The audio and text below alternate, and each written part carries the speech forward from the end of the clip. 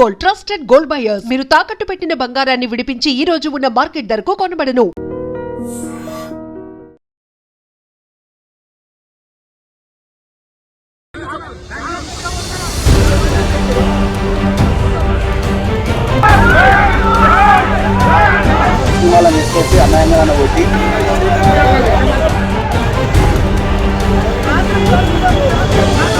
LB Nagar police station ఇక్కడ తీవ్రమైనటువంటి ఒక ఉద్రిక్త వాతావరణం అయితే కనిపిస్తోంది. ఎందుకు అంటే నిన్న రాత్రి జరిగినటువంటి సంఘటన.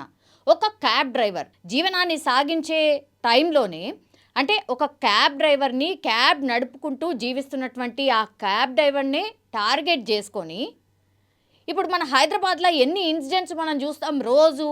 ఐదర్ బండి కార్కి తగలడమో లేకపోతే ఇంకోటో ఇట్లాంటివన్నీ వెరీ కామన్ అయిపోయినాయి. చూసి చూడనట్టుగా ఏదో అక్కడికక్కడ అరుచుకుంటారు, ఆ తర్వాత వెళ్ళిపోతూ ఉంటారు. సేమ్ అట్లాంటిదే నిన్న ఎల్బీ నగర్ పోలీస్ స్టేషన్కి చాలా దగ్గరగా ఈ ఇన్సిడెంట్ అయితే జరిగింది. క్యాబ్ డ్రైవర్ సురేష్ ఆయన ప్రయాణికులని ఎక్కించుకొని వెళ్తున్నటువంటి టైంలో ఒక్కసారిగా అక్కడ ఒక యువకుడు బండి మీద పోతున్నాడు. పోతుంటే జస్ట్ ఇట్లా టచ్ అయిందట అంతే.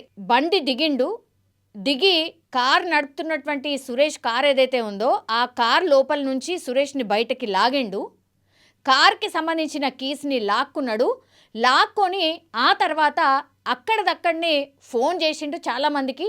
ఆ పక్కనే ఉన్నటువంటి వాళ్ళు అందరు కూడా ఒక 15 నుంచి 20 మంది ఒక్కసారిగా వచ్చి కార్ని పూర్తిగా ధ్వంసం చేసేసిండ్రు. అంటే పూర్తిగా అద్దాలు కానీ అవి కానీ పూర్తిగా పగలగొట్టేసిండ్రు. అసలు ఏం జరుగుతుంది ఏంటి అని తెలుసుకునే వరకే పూర్తిగా కార్ అంతా ధ్వంసమైపోయింది. ఆ తర్వాత ఆ యువకులు ఎవరైతే ఒక కమ్యూనిటీ, నేను డైరెక్ట్గా చెప్పదలుచుకుంది ఏంటి అంటే ముస్లిం కమ్యూనిటీ వాళ్ళే ఇదంతా చేసిండ్రు అని ఇప్పుడు ఆ డ్రైవర్ సురేష్ అయితే ఆరోపిస్తున్నాడు. ఇప్పుడు ఆఫీస్కి ఎంప్లాయీని ఎక్కించి కూడా పోతుంటే ఇక్కడ శ్రీకాంత్ చారి టాచు దగ్గర కార్ని ఓటకి చేసి నా మీదకి వచ్చి డోర్ లాగి అన్యాయంగా నన్ను కొట్టంగానే ఖాతాలను తీసుకొని వేరే వాళ్ళని తీసుకొచ్చి ముస్లిం వాళ్ళని తీసుకొచ్చి అన్యాయంగా నన్ను కొట్టి కారు పైన మొత్తం అద్దాల గ్లాసెస్లు వలగొట్టి అక్కడ ఉన్న వాళ్ళు మన సైడ్ వాళ్ళు అందరూ జయశ్రీరామ్ ఉందని ఆగి అందరు ధర్నా చేయగానే వాళ్ళు అక్కడి నుంచి పారిపోయింది. ఒక 10-20 మంది వచ్చినారు. కంప్లైంట్ ఇక్కడికి వచ్చేసి అన్న వాళ్ళు ఇక్కడ వస్తే కంప్లైంట్ ఇచ్చేసి నైట్ వెళ్ళిపోయినాం.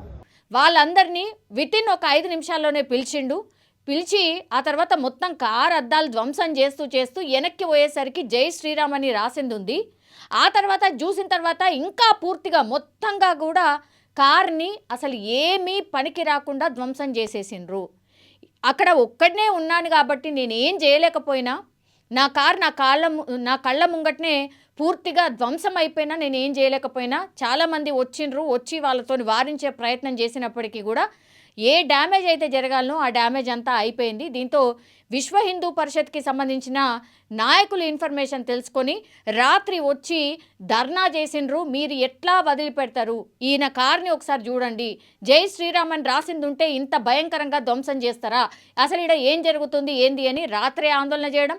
ఆ తర్వాత పొద్దున వచ్చిన తర్వాత కూడా పోలీస్ స్టేషన్ ముంగట పూర్తిగా ధర్నా చేసే క్రమంలో రాత్రి నిజంగా క్యాబ్ డ్రైవర్ పాపం ఎట్లుంటాడు, పొట్ట తిప్పల కోసం పనిచేసుకున్న క్యాబ్ డ్రైవరు ఇద్దరు మన ప్యాసింజర్ని ఎక్కించుకొని పోతుంటే వాడు స్కూటీ మీద వచ్చి క్యారే మాకేడ కైసా చల్లారా గాడి అని వచ్చి గుంజి కొట్టి, సరే ఇద్దరి మధ్య ఏం ఘర్షణ అయిందో కొట్టిరనుకో ఈ రాడు కొట్టుకున్నానుకో వదిలేసుకోవాలి. కానీ పక్కనే పోయి 20-30 మంది ఒక ముస్లింలను తీసుకొని వచ్చి కార్ తాళం తీసుకొని రోడ్ బ్లాక్ చేసి, ఎంత ధైర్యం, 20-30 మందిని తీసుకొని వచ్చి ఆ కారును ధ్వంసం చేసి ఆ కారు మీద ఏంటంటే ప్లాన్ చేసిన పాపం ఏంటంటే జై శ్రీరామ్ అని రాసుకోవడం పాపం చేశారు. ఆ జై శ్రీరామ్ అని ఉన్నందుకే ఆ కారు అద్దాలు వాళ్ళ కొట్టారు. ఆ ప్లాన్ కొట్టడం కూడా అదే కారణం. ఉచ్చులుగా అంటారు దీన్ని, తెలంగాణ భాషలో చెప్పేది ఉచ్చులుగా అంటారు.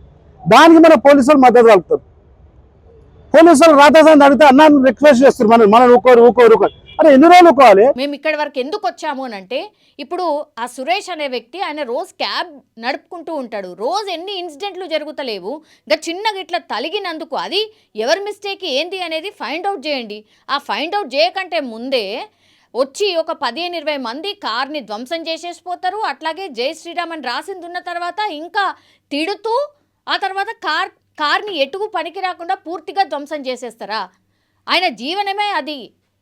మీరు ఎట్లాంటి కేసులు నమోదు చేసిండ్రు, అసలు వాళ్ళు ఎవరు ఏంది అనేది ఫైండ్ అవుట్ చేసిండ్రా ఏంటి అని పూర్తిగా పోలీసుల ముంగట పోలీస్ స్టేషన్ ముంగట ధర్నా చేసిండ్రు. దీంతో అప్పుడు అంటే వీళ్ళు ధర్నా చేసిన తర్వాత అప్పుడు ఎఫ్ఐఆర్ నమోదు చేసిండ్రట. ఎవరు ఏంది అని కనుక్కునే ప్రయత్నంలో భాగంగా ఎవరో ఒక వ్యక్తి పేరు ఆయుబో సయ్యదో ఏదో సంథింగ్ తేలింది. ఆల్రెడీ ఆయన మీద కేసులు ఉన్నాయట. సో ఇట్లాంటి వాళ్ళు పూర్తిగా గింత ఘోరంగా టార్గెట్ చేసి కొడుతుంటే మీరు ఏం చేస్తున్నారు, పోలీసులు వన్ సైడెడ్గా ఎందుకుంటున్నారు అని ప్రధానంగా వీళ్ళు ఆరోపిస్తున్నటువంటి పరిస్థితి అయితే కనిపిస్తోంది. ఒక్కసారిగా అసలు ఏం జరుగుతోంది ఏంటి అనేది కూడా అర్థం కాని సిచ్యువేషన్లో ఎల్బీ నగర్ పరిసరాలు పూర్తిగా మారిపోయాయి.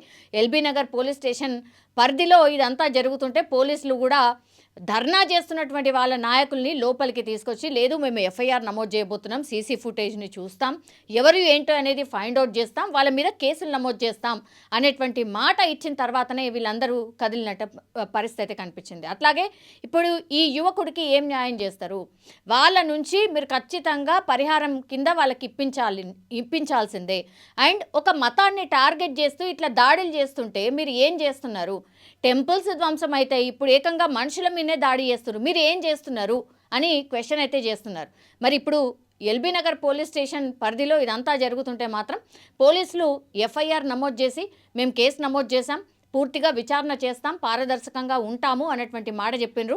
విశ్వ హిందూ పరిషత్ వాళ్ళు మాత్రం మేము ఖచ్చితంగా ఆ యువకుడు వెంటే ఉంటాం, ఆయనకు న్యాయం జరిగే వరకు మేము పోరాటం చేస్తాం అన్నటువంటి మాట మాత్రం చెప్పినటువంటి సిచ్యువేషన్ అయితే కనిపిస్తోంది. ఇప్పుడు ఎఫ్ఐఆర్ నమోదు చేసిన తర్వాత అందరూ వెళ్ళిపోయారు.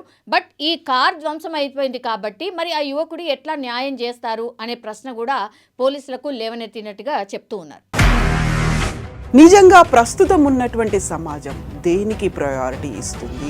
ఆర్థిక సంబంధాల చుట్టూ మాత్రమే తిరుగుతుంది. మళ్ళీ ఎన్నికలంగానే చాలా విరక్తి కలుగుతాను.